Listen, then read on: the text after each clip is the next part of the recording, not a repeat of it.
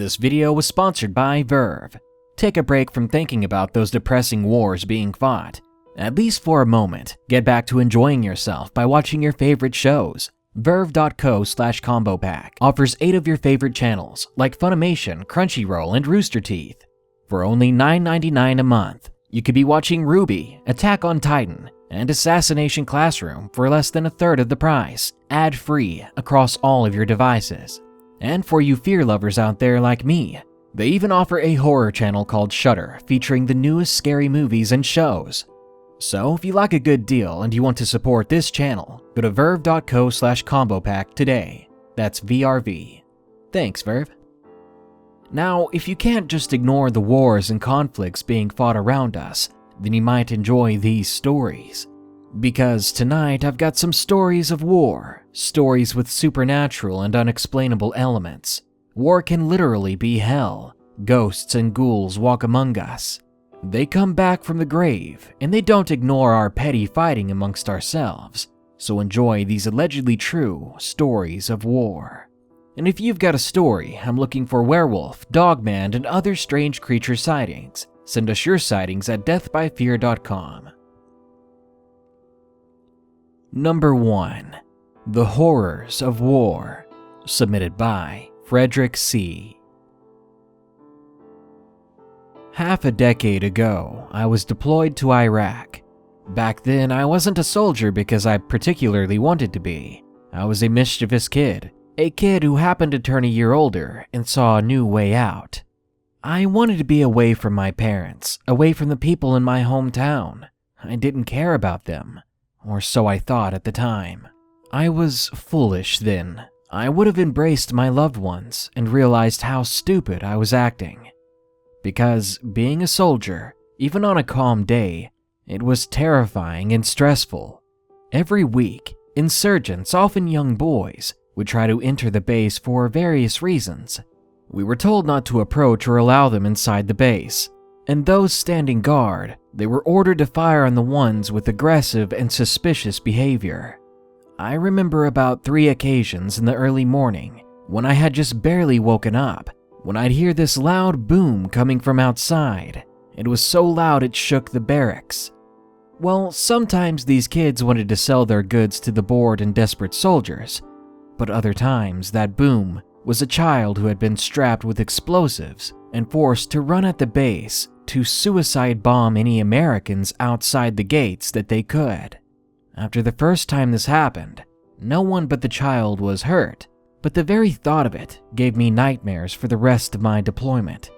There was nothing left of those kids. How can someone blindly hate a group of people so much that they'd send their own children to die violent deaths just for the chance to kill someone? All day, all night, there were random shots being fired. We were constantly being shot at by civilians-made marksmen by radical groups. They would always attempt to shoot us from afar with weapons that weren't built for that kind of shooting. Even though they were just wasting their ammo, the fear was still there. The fear that a stray bullet would pierce the barracks and plow through my head while I was sleeping. That wasn't the worst thing, though.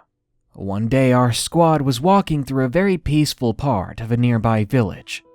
The people in this place were not part of the radical groups and were very welcoming to us soldiers. They offered food and goods, and many of us thanked them for fighting back against the radicals. It was a very relaxing change of pace, but being outside the base always made me paranoid and nervous. Alongside us was a Humvee, but most of the squad was outside walking beside it. And then it happened too fast. One moment, Richard, one of my squad mates, was there. The next thing I knew, I was on the ground. My head was ringing. My whole body was in pain and trembling, and a thick cloud of dust surrounded us. Eventually, my staff sergeant pulled me up from the ground. Once the dust settled, as we were climbing back into the Humvee in an organized panic, I happened to glance to my left. Several meters away, where Richard had been before, there remained only tatters of desert camo, along with unreal amounts of blood and tissue. Richard was gone, blown away by a repositioned, recycled landmine that had been laid in the street in hopes of blowing away an American that stepped on it, in spite of how many innocent civilians were out there that could have stepped on it as well. I've been out of the military for 2 years now, and I will not go back. I've had my fill of nightmare fuel during deployments, and these were deployments that rarely saw any actual fighting. No, what we experienced were desperate, blindsided attacks by the most hateful people in the world. I hope I never get caught up in another war. Number 2. Haunted Okinawa, submitted by Adrian. I'm a U.S. Marine, and this is my story on the experiences I've had during my deployment in Okinawa, Japan. I was there from September 2016 to March 2017. There is a brief history of that island itself. During the Second World War, there was a very bloody battle between the US and Japan on the island, a battle that lasted over 80 days. During the battle, there was an estimated 82,000 deaths on American and Japanese armed forces combined. And on top of that, there was an estimated 150,000 up to 300,000 Okinawan civilians that were either killed, committed suicide, or simply went missing after hiding in the caves underground, trying to keep away from the horrors of the war. Now, I was staying at Camp Suave during my deployment. It's located further up north of the island, away from the rest of the bases down south, where most of the battle sites were. My first experience happened to a friend of mine who was on the deployment with me, but was soon sent to be a PMO, to be a guard or whatever those guys do. My buddy, let's name him Alex, was doing his usual roaming during his post around the base. It was around 3 in the morning. Suddenly, he caught sight of a person on top of the hill, just wandering aimlessly. He told me that this guy, who he thought was just another drunk Marine, was pacing back and forth, looking at the ground on the ridgeline of the hill. He couldn't see features because of how dark and far it was, but he could obviously see a silhouette or outline of a person. He didn't want to be a jerk or blind this guy, so before he reached out for his flashlight to get a better look at the situation, he called out to the man saying, "Hey, is everything all right?" And just then, the silhouette stopped walking and stood there facing the base for a good 5 seconds. Then it suddenly started walking away from Alex. He then tried calling out to him again, this time following him and letting the rest of the guards know on his radio about the situation. But the closer Alex got, the further the silhouette went. It seemed he couldn't keep up with him. Pretty soon, Alex was literally chasing this guy at a full sprint, but he or it just kept going faster and faster until the figure ran around an ammunition building. Now, Alex knew that he had him trapped because behind that building is nothing but a tall fence with barbed wire, so it was definitely a dead end. At that point, 2 more guards came in a vehicle to help Alex weed the guy out. One of the guards stayed by the car, while Alex and the second went separate ways around the building to find this runner. But as they went around and went between the fence and the building, they only found each other on the opposite side. At first, they figured he went inside the building through a window or unlocked the door, but as they opened the building once they got the keys, the only thing they discovered was that every other door and window was locked. What freaked them out the most was that there were no footprints anywhere on the muddy ground around the building, only their own. It was like that man had vanished. I later found out from other Marines that were stationed there that there was a ghost on the base that they called the Shadow Man. Apparently, if you catch sight of this dark figure and it notices you, it will then turn away to avoid you. There have been more incidents of this happening over the years, mostly by guards and the staff NCOs who are roving around the base. This next incident happened to not only me, but 2 more friends of mine during a field operation at a combat town in or around Camp Hansen. This was during the 2nd and 3rd night at different locations of the area. It was in the middle of the jungle inside the camp. The first night, my platoon was sleeping about 150 yards in the jungle from the road. There was a guard at an observation point set up on the side of the road. Now at midnight, it was my turn to guard, So I made my way there and I made sure I had my NVGs, my night vision goggles, with me. Because though it was a full moon, there were some clouds in the sky that could make it a little difficult to see at night. So as I was there, I couldn't help this feeling that I was being watched, and this feeling felt as if it was coming from the other side of that road. Further on during the night, around 1:30 in the morning, I heard what sounded like footsteps and a dragging noise along the grass beside me. To be honest, it sounded like it was coming from everywhere, and soon I was starting to freak out. I then heard this clicking noise. I first brushed it off as maybe a bird, but as I listened closer, it sounded more distinct, like the clicking a person makes with their tongue, and this was coming from the tree line across the road from me. Freaking out, I grabbed the night vision goggles and I began to scan that tree line. But there was nothing there. I couldn't find anything, not a person and no creature. Let's just say when someone finally came to relieve me, I went straight to my sleeping bag, but I didn't sleep at all that night. It was my friend Philip who was the one to take my post at 2 in the morning, and his experience was much more terrifying. Immediately after he had replaced me, he heard those same footsteps as I did, only this time they seemed to be closer. Being freaked out as well, he stood up scanning the area. About 30 minutes later, he heard what sounded like sobbing and mumbled words. It sounded like a woman faintly crying and saying something in a language he did not understand. This sobbing was coming from below him. He nervously poked his head out and said, "Ma'am, are you there? Do you need any help?" All of a sudden, in a split second, the woman's voice grew louder, and by that I mean it was right in his ear.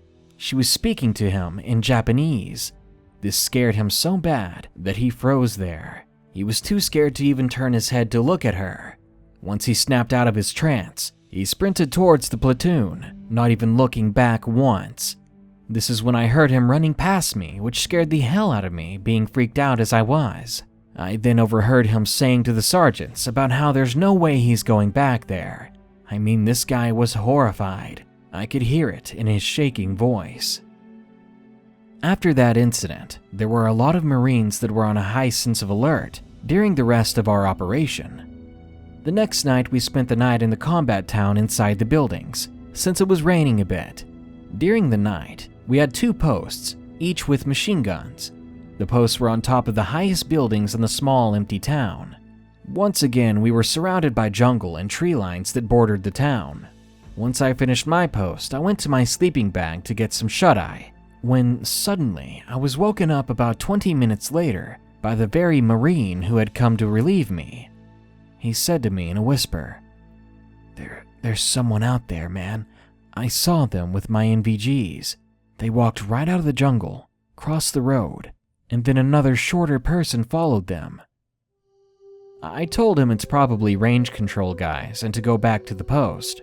Another half hour passed, then he came back and woke me up, along with a sergeant, telling us, "I saw them again. Dude, this time whoever it is keeps poking their head in and out of the tree line." After that, the annoyed sergeant and I grabbed 2 more Marines, a total of 4 of us, to gear up and go investigate. As we went along the outside of the combat town between the tree line of the jungle and the buildings, I was told to go to the second post to let the Marine who's on watch know that my fire team will be walking by. As I walked along the tree line, I was filled with this feeling of dread and a feeling of being watched once more. I tried to shake it off until I heard in the distance of the jungle what sounded like children talking and playing. Now, it was around 2 in the morning, so I figured, what the hell are children doing out here in the middle of nowhere? I tried to ignore it. Maybe my mind was playing tricks on me, and I went upstairs to the building to let the Marine know of the situation. The Marine on watch was a good friend of mine named Jerry, and as I was explaining to him what was going on out there was a distinct laughter from a child, and it was coming from the tree line right behind us. The laughter was so loud that the sergeant sleeping a few feet from us scrambled to his feet and was like, "What the hell was that? Did you guys just hear that?" He was as startled as we were. Jerry then said to me, "It's probably your guys playing with us, isn't it?" I shook my head, and I grabbed my NVGs to scan the town in front of us. To my horror, they were all there. My whole fire team of Marines was still scanning the tree line in the road. They were in my sights, so who the hell was laughing? We got our flashlights and scanned the tree line ourselves, but we saw nothing. There was nothing there but thick jungle. Not even the sound of insects or animals were heard. Once my fire team assembled, they too found nothing during the small patrol. There were no footprints or indications of someone or something walking around that area. No evidence that anyone had been there, despite the sightings of humanoid figures. I've come to realize how haunted Okinawa really is. As beautiful as it is there, it's a very eerie place. Out of these experiences, I've learned a few things. One is to respect the dead and their land. The next is to never walk alone in Okinawa at night. And finally, war creates death, untimely deaths. And sometimes after the war is over, when you stand on the battlegrounds of the past, you might see spirits roaming the land. So if you ever come down to Okinawa, keep a good eye out, because chances are you might just run into a ghost. Number 3. Werewolves of World War I. Submitted by Tony S. A long time ago, my grandfather was a German Imperial soldier. He would often tell me about his experiences in combat and many other things. He grew up in a small town out in the country, where he would often hear people's encounters with the craziest things. He never did believe the locals, though. He never believed in the creatures they talked about, until he had his own encounter with what he believed was a lycanthrope. It was 1916, and it was a cool, quiet autumn night. My grandfather was out on patrol. At one point, he stops to light up a cigarette, when suddenly, he hears rustling in the woods in front of him. He looks up and readies his rifle, and he waits. He keeps his gun raised for a while. Then when things quieted down again, he put his gun down, and he enjoyed the sight of the beautiful full moon. He suddenly jumped when he heard the scream of a man. He again pulled up his rifle, and then climbed out of the trench. A soldier came sprinting out of the woods, another German soldier. He jumped into the trench. Then my grandfather noticed that his shoulder was dripping in blood. Immediately, he asked the man what had happened and where he left his gun, because his gun was nowhere on him. The man stared up at him with wide eyes, his whole body trembling, and he was unable to speak a word. Then suddenly, from the very woods the man had ran out from, they heard this loud, bone-chilling howl. It was so loud and so close that it woke up many of the other soldiers. My grandfather always said how spooked he was when he heard that sound. It was a noise that built real fear in him. When he looked back down at the soldier that was injured, he heard the man muttering under his voice in a low whisper, "It found us. It found us." My grandfather picked up his rifle, and he woke some more of the soldiers and gave an extra rifle to the young soldier, but he wouldn't take it. He just stayed there, muttering and trembling. Someone walked up to my grandfather and asked what was going on, if we were under attack, and right before he finished his sentence, they all heard the same howl again, but this howl was coming from behind them. They all formed a circle, watching in every direction, keeping each other's backs safe. Suddenly, one of the soldiers gasped, and they all glanced in his direction. There in the distance, they could just barely make out a hulking figure. It was standing in between the trees, with eyes that glowed yellow in the moonlight. And as one of them got a flashlight and shone it in the direction of the creature, whatever it was booked it back into the woods. All the while as it ran away, it was breaking limbs and branches, so whatever the thing was, it was definitely big. When they calmed down and got back into the trench, the injured man was now passed out. He must have fainted. They took his jacket off of him, and they pulled down his shirt to look at his shoulder. And what they saw was a bite, a massive gaping bite, something far too big to have been some crazy person. The man got treatment and he ended up okay, but he would be shaken ever since that experience. Ever since then, my grandfather began to believe the stories that the locals would tell. and it really changed his overall view of the supernatural. Ever since I could remember it, my grandfather was very passionate about the unexplained and unknown. He was a man that constantly searched for other soldiers' weird stories. He has passed since then, but I wish I knew what kind of stories he may have found. Number 4. Iraq Demon, submitted by Enrico Suave. I was a U.S. Marine from 2004 to 2009. During one experience, my unit had taken over a building near Al-Assad in Iraq, and I was on guard duty that night. This was during the rainy season, and the wooden doors that were the entrance to the building were swollen and were very loud and difficult to open. Think of the building layout as 2 capital H's, so there was one long hallway and 8 other hallways that branched out symmetrically from one another, on the right and on the left, and they had rooms down those hallways.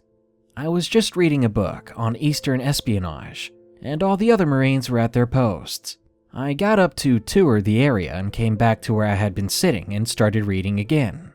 I noticed that after I had started reading, that I had read this page and I skipped ahead to where I had been, thinking I had misplaced my page marker. About 15 minutes later, I got up again to do another perimeter check, and when I got back to my spot, I began reading again.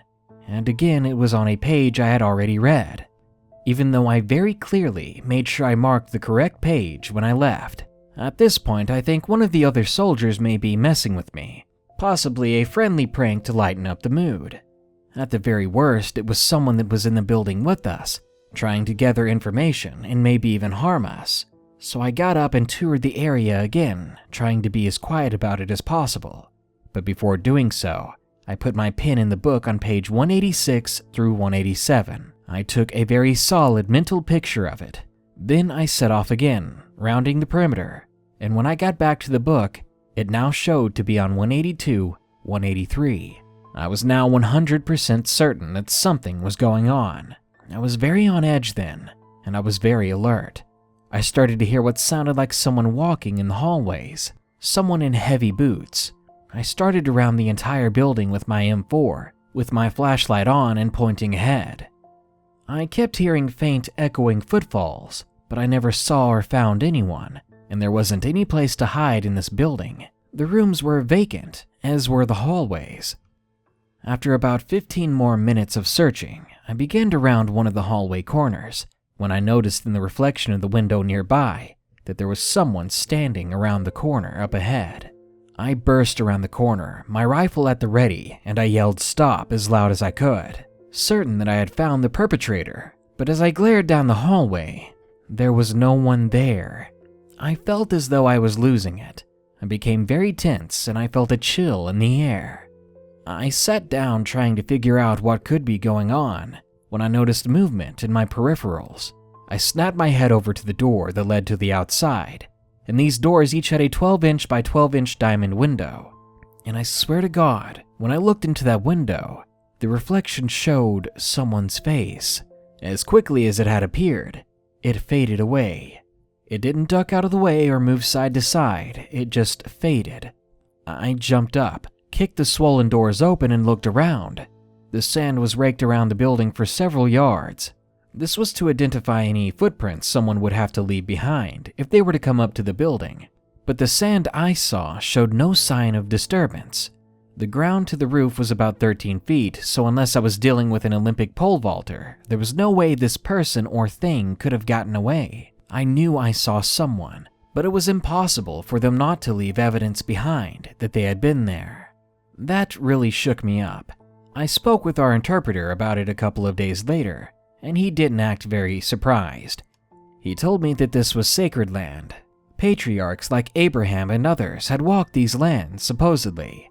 Miracles and spells and curses had been done there. He went on to tell me about how common demon sightings were around these parts. His brother was a captain in the Iraqi army, and he said one day he saw a demon sitting on a tall barrier on the side of the road at night. He said the creature's feet were touching the ground, but the barriers were about 15 feet tall. He was so dumbfounded that he didn't have the chance to point it out to his men. Later on, his convoy went and stopped at a hotel, very different from ours here in the States, for the night. Since he was an officer, he had a room to himself, and his men stayed in rooms close by. He awoke at one point in the night and saw that same demon in his room. It was staring at him from across the way. He pulled out his sidearm and emptied the entire magazine into the creature. When his men heard the commotion, they burst inside, turning on the lights. What they found were bullet casings littering the ground. The captain by himself, just staring at the wall in disbelief. There was no creature there, but what really shook the entire group was the fact that none of the bullets he had fired had left even a scratch on the concrete wall.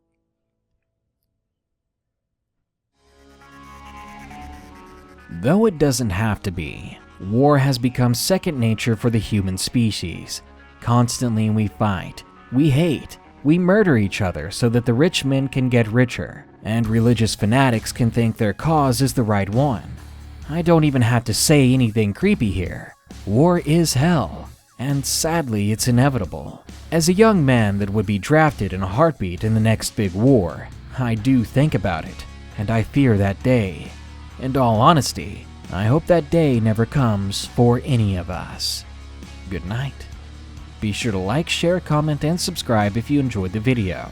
And don't forget to send us your creepy creature stories soon at deathbyfear.com. Thanks.